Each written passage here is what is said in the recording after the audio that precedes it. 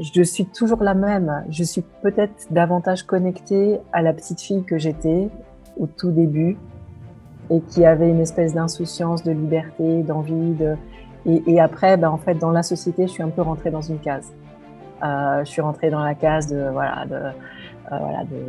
l'entreprise, de la carrière, de tout ça. Je suis un peu rentrée dans cette case-là et à un moment, je me suis rendu compte que cette case-là, en fait, c'était peut-être pas vraiment ce qui allait mieux pour moi.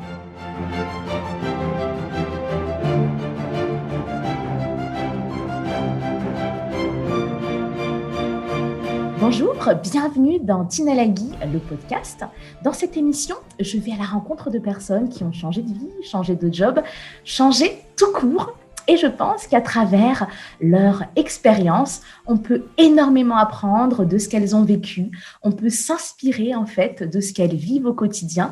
Et ça peut résonner en nous. Ça peut nous amener à percevoir les choses autrement et peut-être nous amener à changer.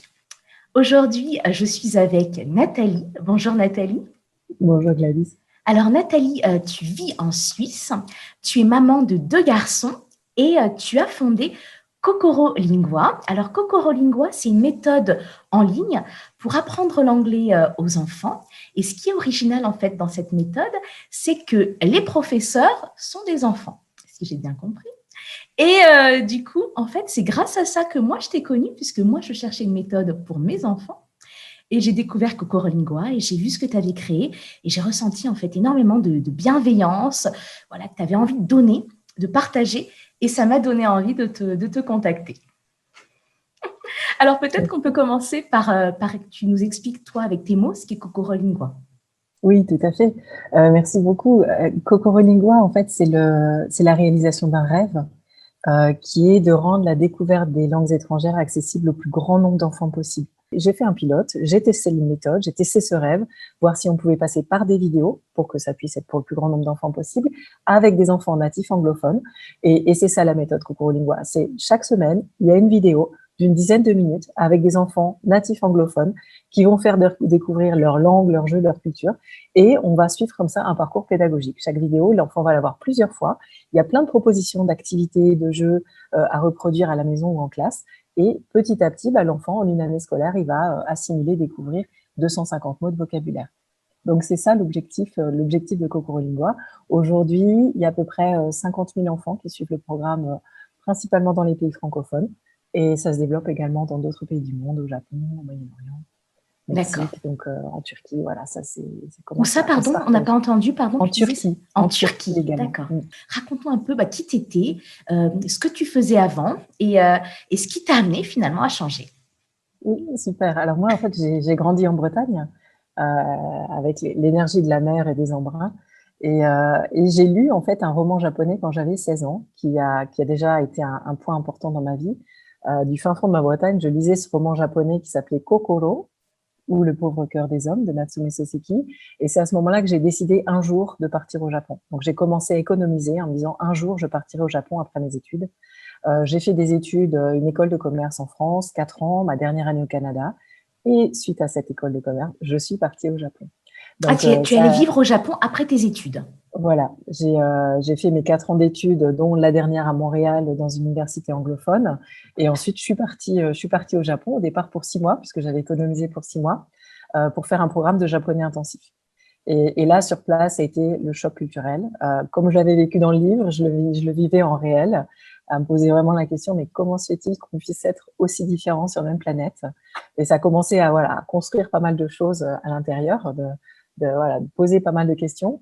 Et là, j'ai fait un programme de japonais intensif pendant 2 ans, tout en me finançant avec des petits jobs. Et ensuite, j'ai envoyé 5 CV, j'ai reçu 4 offres. Donc, je me suis dit, ma vie, elle doit être encore là, un petit peu, on dirait. Donc, je vais rester encore un petit peu. Et j'ai commencé à travailler pour Kenzo Takada, dans le groupe LVMH, où j'ai travaillé pendant 2 ans au Japon, ensuite 3 ans en France. Ensuite, on est venu s'installer en Suisse, où maintenant ça fait 15 ans qu'on habite en Suisse, avec un parcours toujours dans des grosses entreprises, en fait. Donc, LVMH pendant 5 ans, ensuite le groupe Gucci pendant 5 ans également, ensuite une start-up rien à voir dans le médical pendant 6 ans. Et après, voilà, la nouvelle vie qui s'est mise en route. Alors, donc du coup, tu as eu tes 2 garçons, c'est ça? Ils ont quel âge, tes enfants?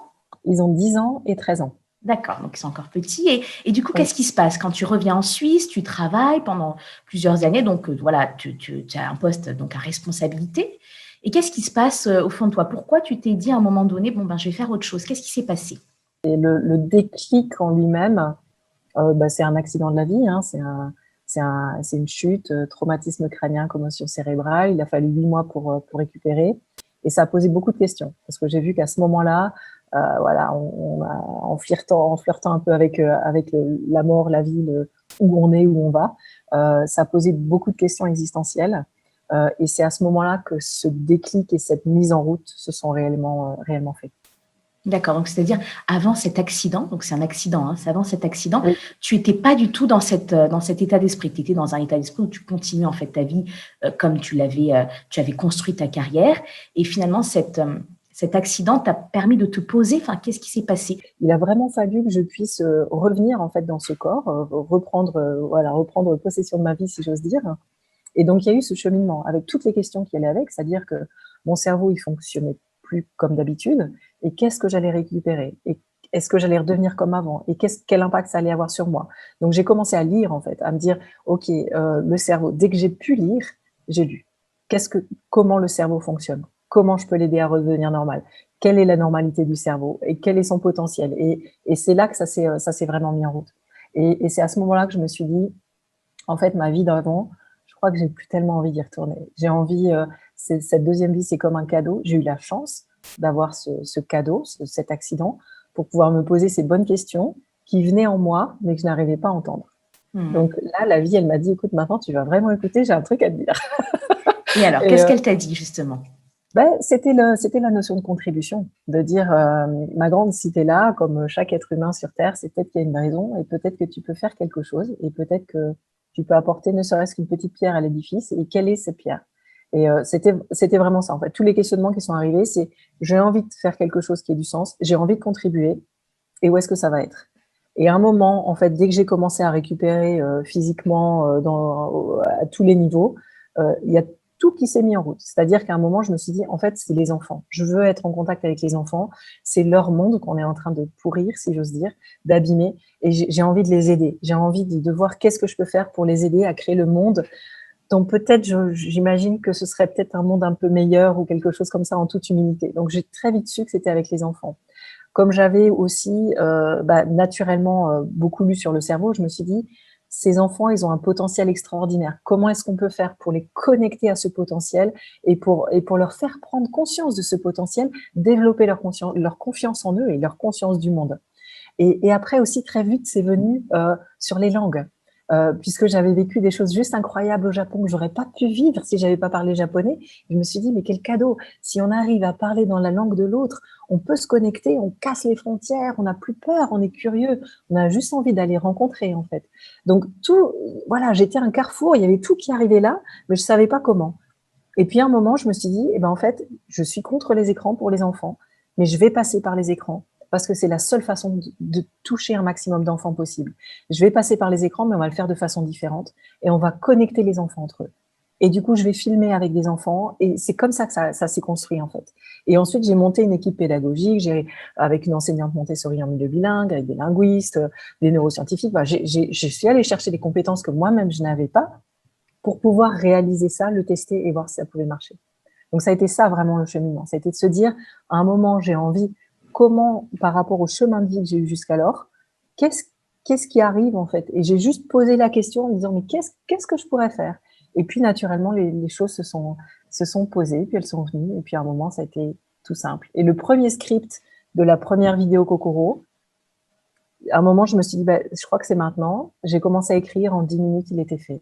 Donc, tout le cheminement, toute la logique, la construction pédagogique, les différentes, tout était intégré et ça m'a pris une dizaine de minutes à peu près. Donc, Ah c'était oui. vraiment le bon moment, le bon endroit. Et du coup, donc c'est cette force que tu as eue en toi, tu n'as pas eu peur, tu t'es dit, je me lance. Qu'est-ce que tu t'es dit au niveau des finances? Tu avais des économies? Comment tu t'es dit, allez, je me lance, je contacte ces gens, j'y vais, je suis une battante, j'y vais. Qu'est-ce qui s'est passé? C'est-à-dire, tu n'as plus eu peur? Enfin, qu'est-ce qui s'est passé? Alors, moi, j'ai toujours été numéro 2. Je me suis toujours débrouillée pour être derrière, Donc, j'adore, je bosse, mais je voulais surtout pas être visible. Donc, je me suis toujours débrouillée pour être numéro 2. Et là, c'était l'un des gros challenges à titre personnel, c'est de dire à un moment, c'est toi qui portes le projet et c'est toi qui vas y aller. Donc, ça, c'était un gros challenge. Et je pense que c'est aussi pour ça que ça m'a pris du temps pour le mettre en route, parce que j'avais du mal à assumer que maintenant, bah, c'était moi qui allais être en face et que je prenais ce risque de m'exposer alors que j'aime pas trop ça et je suis plutôt côté discrète. Donc ça, c'était une grande difficulté.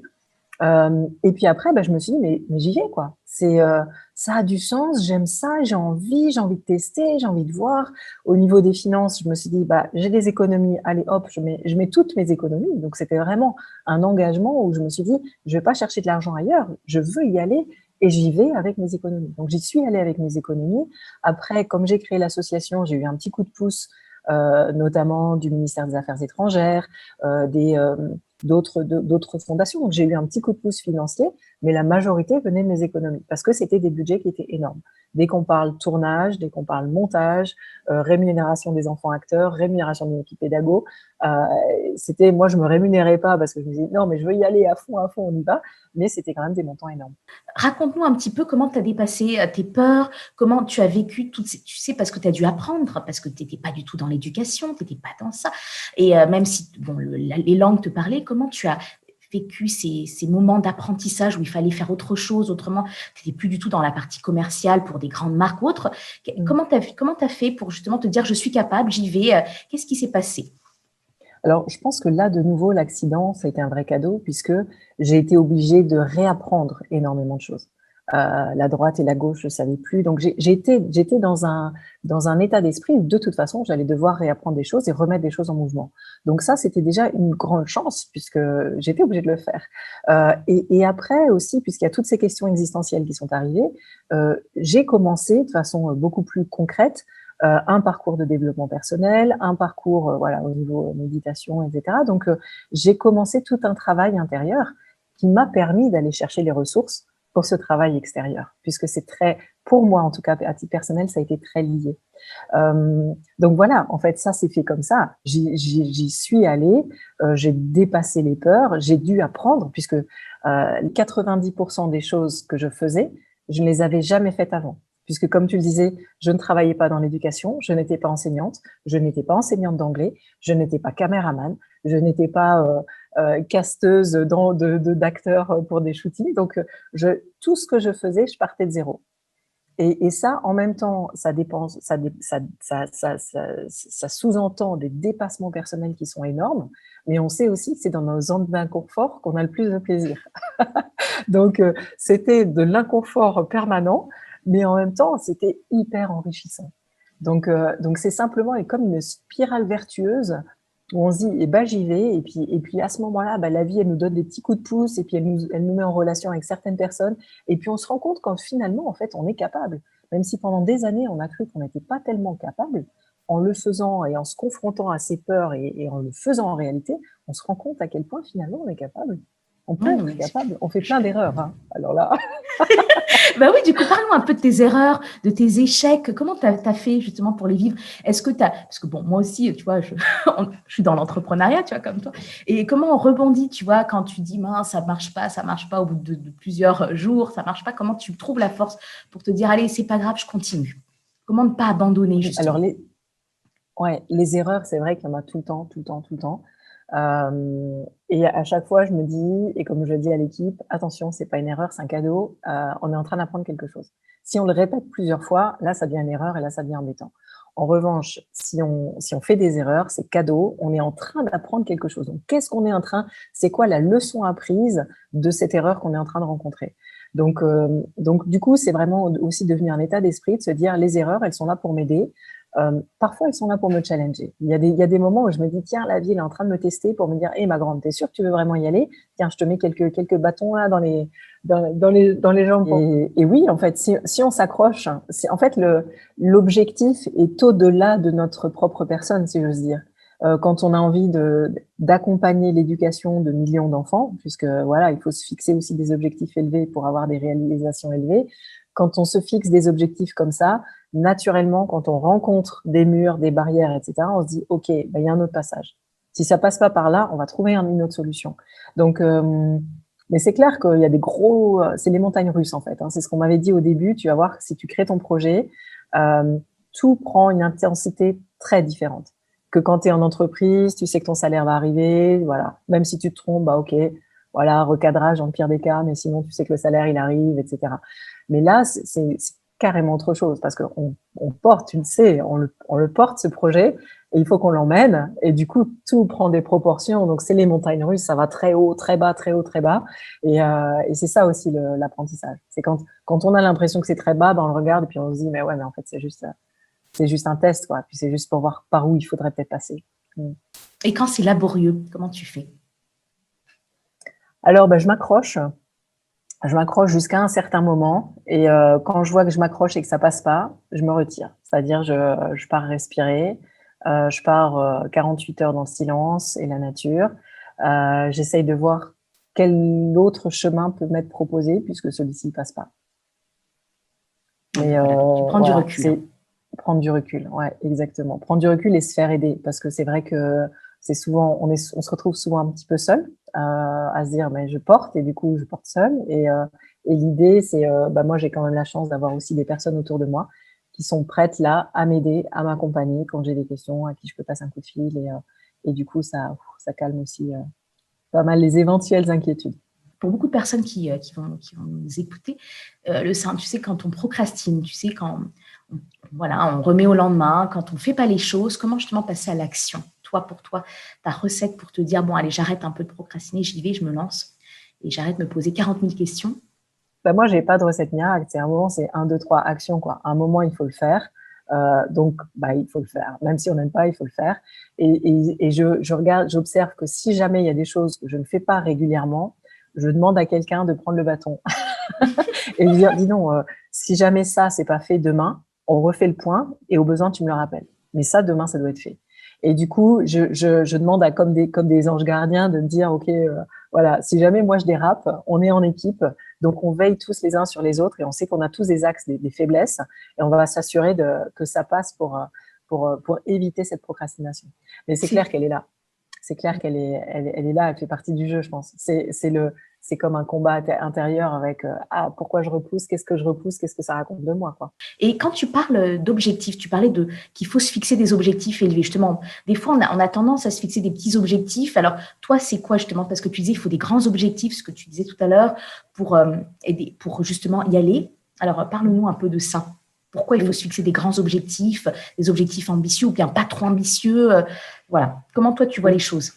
Alors, au début, je ne me suis pas vraiment fixé d'objectif, si ce n'est le plaisir de l'enfant d'apprendre, le plaisir d'apprendre de l'enfant.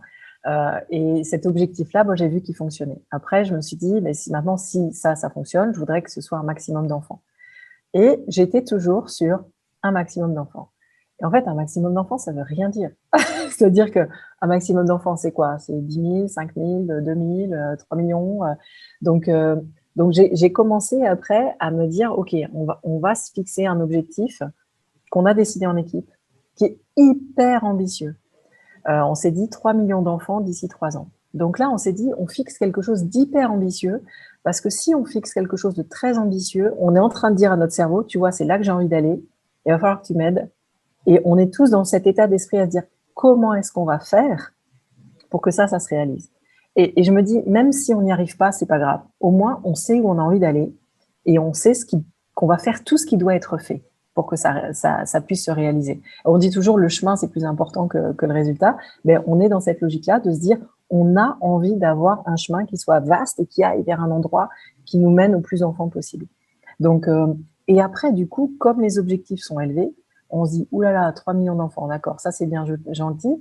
Maintenant, quand on regarde sur le papier, comment est-ce qu'on les touche, ces 3 millions d'enfants? C'est dans les écoles, c'est dans les familles, c'est tout seul en direct, c'est avec des partenaires. Donc, du coup, ça nous oblige à nous poser plein de questions qu'on ne se pose pas si on se dit un maximum d'enfants. Puisqu'on est dans du très concret, on est dans du chiffre, dans du factuel, pas d'un émotionnel maximum dont la définition va dépendre d'une personne à l'autre. Donc voilà pourquoi j'ai fait ce choix. Après, c'était un choix très ambitieux qu'on a décidé de faire en équipe. Et puis, on va voir où ça va nous mener maintenant. S'il n'y a pas d'objectif, ça ne permet pas de mesurer. Donc, de savoir où on veut aller, quel va être comment ça va se passer, que ce soit des objectifs qualitatifs ou quantitatifs, ils sont pour moi essentiels. Sinon, j'ai l'impression de ne pas savoir où je vais puis de naviguer à vue, quoi. Et après, tu parlais de développement personnel, c'est-à-dire que c'est ça qui t'a aidé.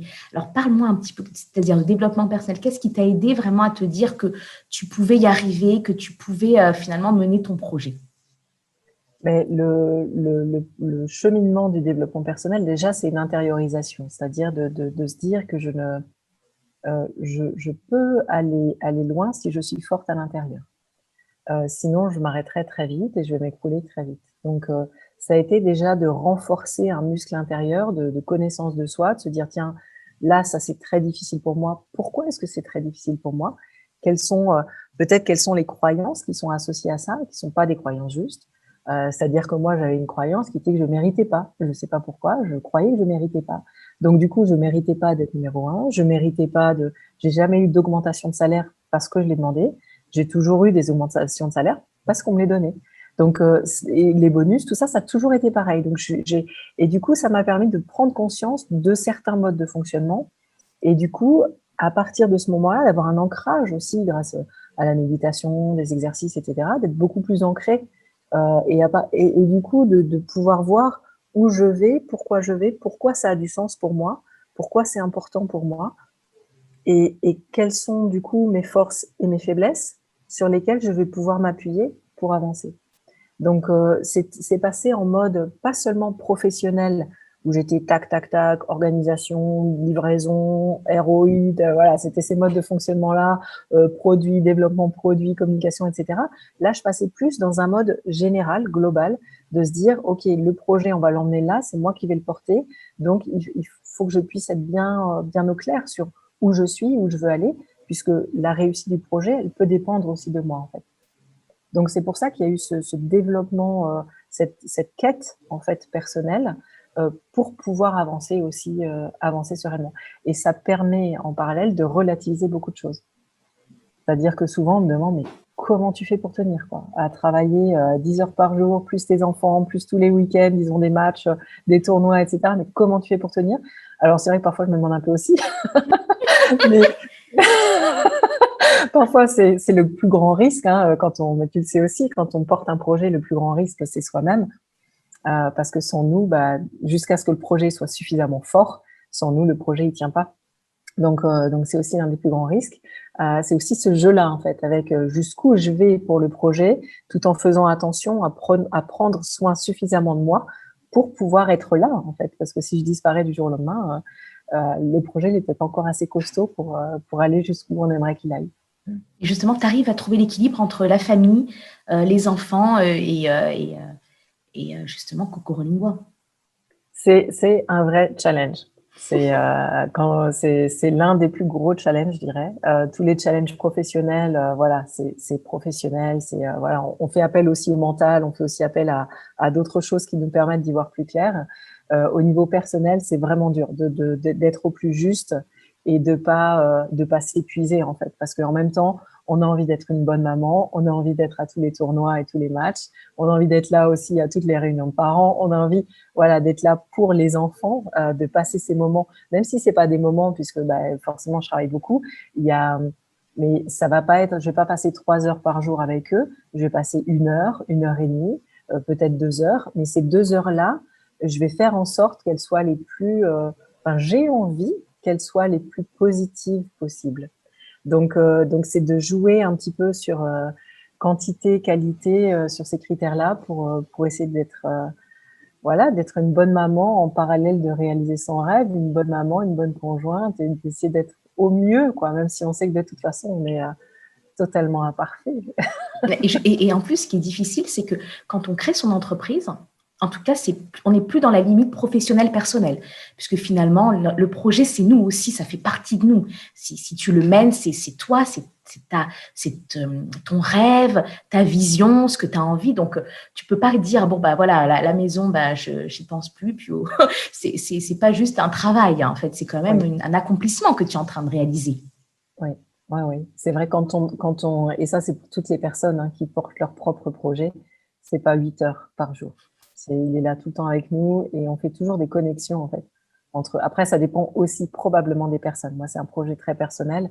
Donc, ça dépend probablement des personnes. Je ne peux pas non plus généraliser, mais c'est vrai que c'est très connecté au quotidien et à tout ce qu'on vit.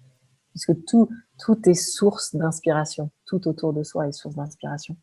Et du coup, on a envie de le partager, de le diffuser au travers de ce qu'on porte, quoi. Mm.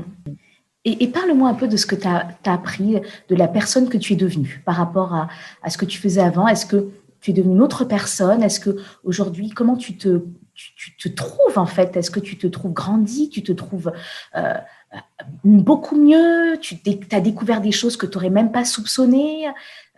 Est-ce que ce changement valait la peine finalement Oui, d'être alors vécu? ça, assurément. C'est clair que c'est pas la voie de la sécurité. C'est pas la voie on va dire, de la zénitude totale, si j'ose dire. Mais alors, je me sens grandi, c'est très difficile à dire. Je me sens en train de grandir. J'ai l'impression plutôt d'être en chemin tout le temps, d'être tout le temps questionnée, challengée, d'être tout le temps à vouloir apprendre sur ce que je suis, sur notre monde, sur comment est-ce qu'on peut essayer de faire mieux. Donc, il y a plutôt c'est plutôt, je dirais, plutôt en chemin. C'est plutôt ça que j'aurais envie de dire. Euh, je suis toujours la même. Je suis peut-être davantage connectée à la petite fille que j'étais au tout début et qui avait une espèce d'insouciance, de liberté, d'envie. Et après, en fait, dans la société, je suis un peu rentrée dans une case. Je suis rentrée dans la case de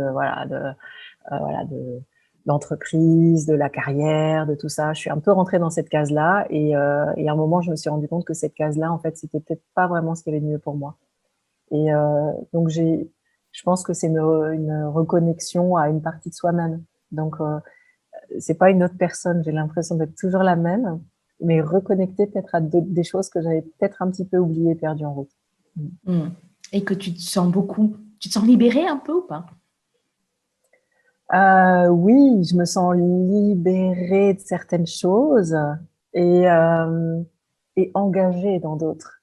Donc, c'est pour ça que c'est en chemin, puisque je suis, oui, effectivement, libérée d'une entreprise structurée, etc., et en chemin vers autre chose. Mais voilà, il y a des axes de vigilance partout, puisque c'est c'est pas tout noir ou tout blanc, quoi. C'est ce chemin à trouver. Mm. Tu peux aussi t'emprisonner, en fait. C'est ça que tu veux dire, tu peux aussi Il est tout t'emprisonner. à fait possible. Ouais, il est tout à fait possible de s'emprisonner dans un projet surtout de cœur, puisque ça lui donne du coup encore plus de légitimité, de se donner sans limite, de ne pas compter, donc il y a des dangers, ça c'est sûr. Moi, je ressens comme il peut, oui, y avoir des dangers. Et d'être passée numéro 2, comme tu disais, j'étais plutôt celle qui était un peu derrière à maintenant celle qui s'expose. Est-ce que ça t'a apporté aussi? Alors, ça a été des dépassements énormes, puisque très vite, on s'est retrouvés au journal télévisé. Très vite, il y a eu des interviews de pleine page. Donc, il y a eu des énormes dépassements parce qu'à chaque fois, je me dis, oh, mais c'est comme si c'était pas moi, cette personne-là sur l'article ou cette personne à la télé, c'est comme si c'était pas moi. Mais c'était encore un cheminement interne de dire, mais en fait, oui, c'est toi, tu portes le projet, donc c'est juste toi et c'est OK, quoi. Et voilà, t'es là, tu pourrais pas être là, mais là, il se trouve que c'est toi, c'est toi, et puis c'est tout, c'est comme ça. Donc, ça a été, puis voilà, à chaque fois, je dis toujours cet œil très critique où je me dis, ah oui, mais ça, c'est pas ce que j'aurais dû dire, j'aurais dû faire autrement, non. Et du coup, maintenant, je regarde plus beaucoup, en fait. Je me détache vraiment de ça en me disant, je fais ce que je peux, puis si c'était pas bien, la prochaine fois, ce sera mieux. Non, Mais du coup, c'est vrai que c'est un je te challenge. montrerai pas, en fait, je te montrerai pas. Ça marche. Non. Et par contre, ce que toi, tu as envie de transmettre, qu'est-ce que tu as envie de transmettre justement dans cette nouvelle vie que tu es en train de mener? Qu'est-ce que tu as envie de dire aux gens, aux personnes sur justement ce que toi, tu es en train de vivre?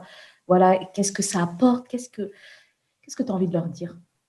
Alors, en fait, c'est rigolo parce que par exemple, quand je vois des enfants Kokoro ou des classes qui suivent Kokoro et qui me disent, mais pourquoi tu as fait ça, etc. Et j'ai juste envie de dire, en fait, j'avais un rêve et je sentais que ça me rappelle, en fait, quand j'avais 12 ans, j'avais un petit sticker, If you can dream it, you can do it.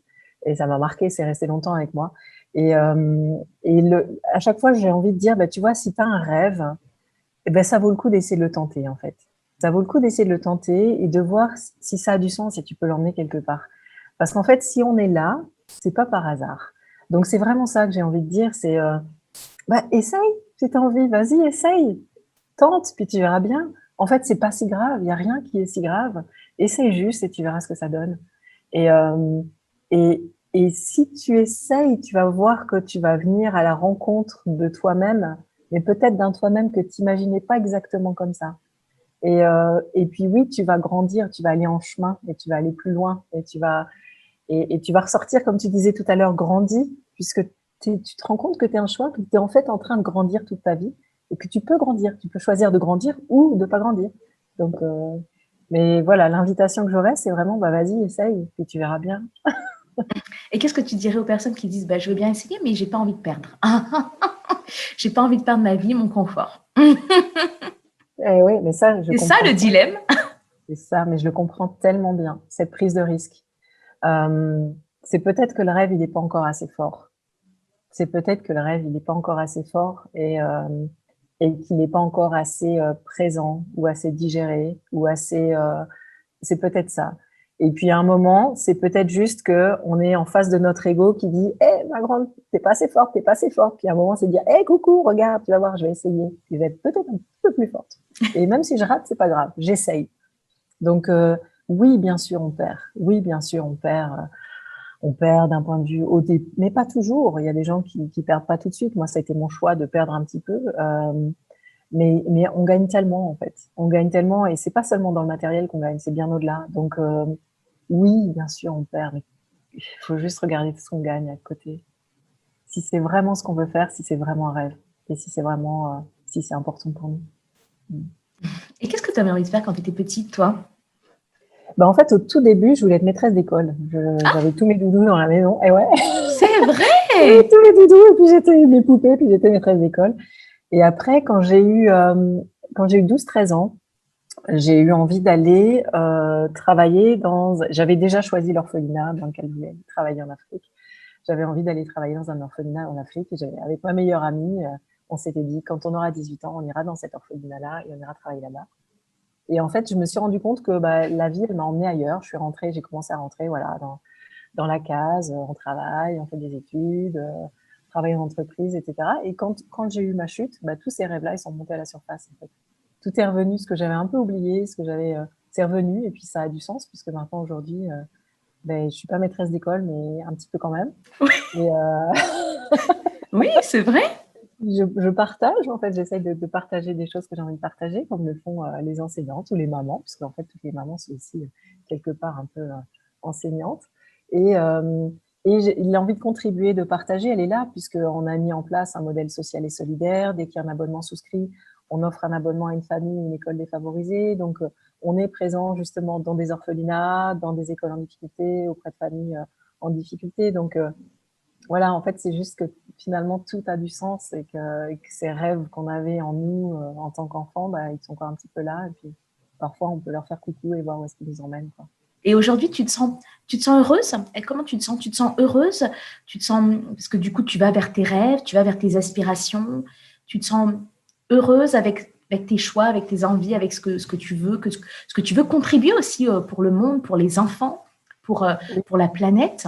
Oui. Alors, je dirais, pour moi, le bonheur, c'est à la fois un état d'être intérieur, mais c'est aussi pas une quête, mais un chemin. Donc, pour moi, je pourrais pas dire je suis heureuse à 100% tout le temps, puisque parfois, mon ego, la peur, le stress, etc., ils viennent picorer un peu là-dedans. Mais c'est ce vers quoi j'ai envie d'aller, et c'est plutôt la joie en fait intérieure de se dire, bah, ce que je fais, ça a du sens. Je me réalise, je me découvre, je découvre le monde, j'ai des contacts incroyables, et ça me nourrit en fait. Donc je me sens nourrie, je me sens pleine de gratitude. Ça, c'est vrai que c'est quelque chose qui revient très très souvent. Mm.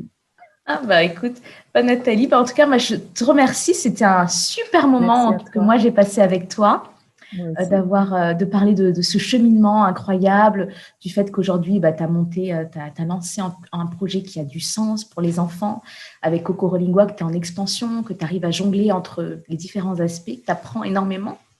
Et ben, en tout cas, moi, je trouve que ce projet, en tout cas moi, puisque j'ai vu ce qu'était Kokoro Lingua, parce que je l'ai testé avec les enfants, je trouve que c'est un magnifique projet. Donc, je te souhaite de faire ce que tu as envie, de le mener comme tu as envie, d'avoir cette vision et de faire en sorte que les enfants puissent profiter de ce que tu veux leur apporter. Merci, Et puis, merci. et puis on se dit du coup à bientôt. Merci encore, Nathalie. À bientôt. Merci beaucoup. Au revoir. Au revoir.